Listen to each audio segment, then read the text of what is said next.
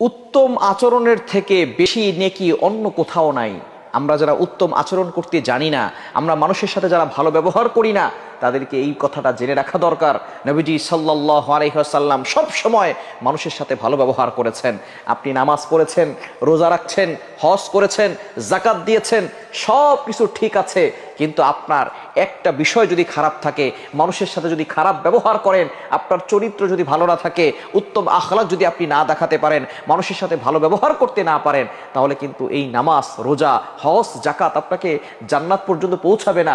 অবশ্যই উত্তম ব্যবহারও করতে হবে।